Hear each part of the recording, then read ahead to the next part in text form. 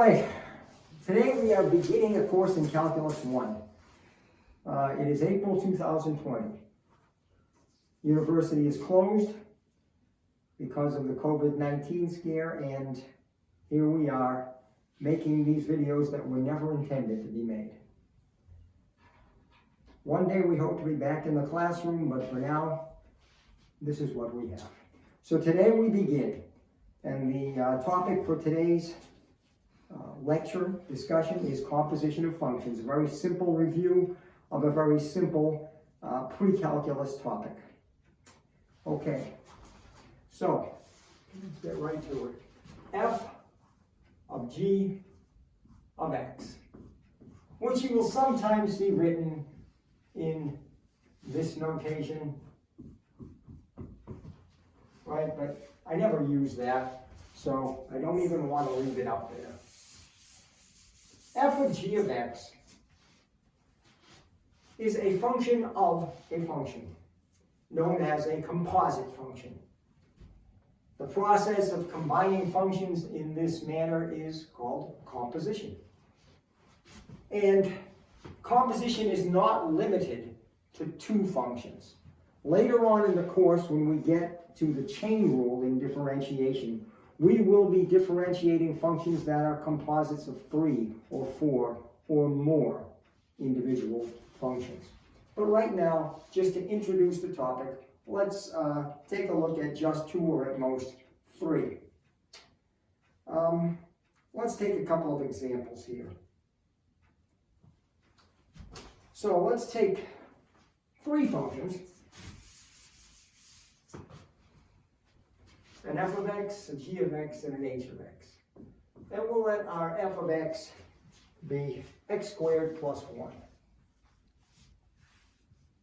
Our g of x, the square root of x. And our h of x, 1 over x minus 1. Okay, let's start with a simple composition f of g. F of g of x.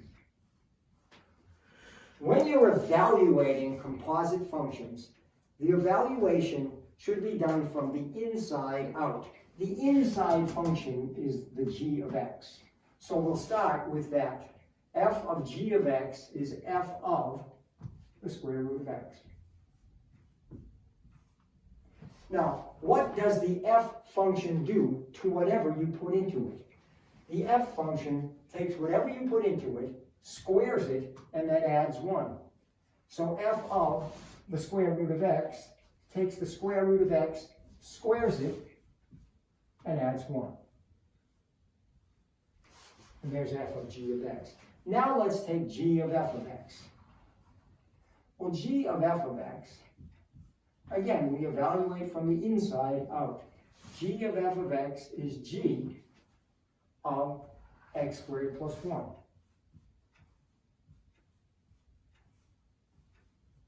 Now, what does the g function do to any input? The g function takes whatever you put into it and takes the square root of it. So if g of x is the square root of x, g of x squared plus 1 is the square root of x squared plus 1.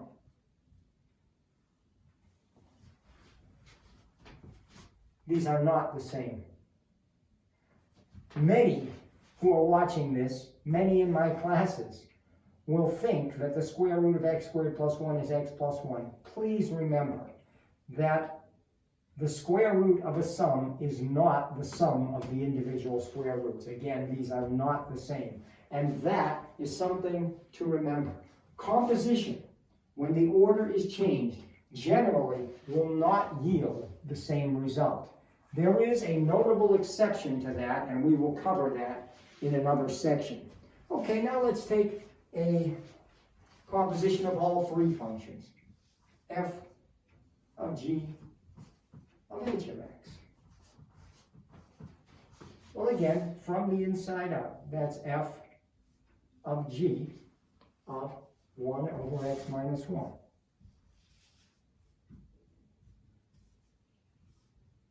which would be f of, the g function again takes the square root of 1 over x minus 1. The f function, again, takes whatever you put into it, squares it, and then adds 1. You could leave that like that, or you could put the 1 in the form of x minus 1 over x minus 1, common denominator, and you would end up with x minus 1 plus 1, which is x, over x minus 1. And that's the composition of all three functions. All right, a couple of things to note, to remember. Again, we evaluate from the inside out. Patience is key, one function at a time. And again, changing the order of composition generally changes the result. Again, as a rule, f of g of x will not equal g of f of x. Oh, and by the way, you can even compose a function with itself. There is no reason that we could not evaluate f of x or g of x, etc. And that's all today.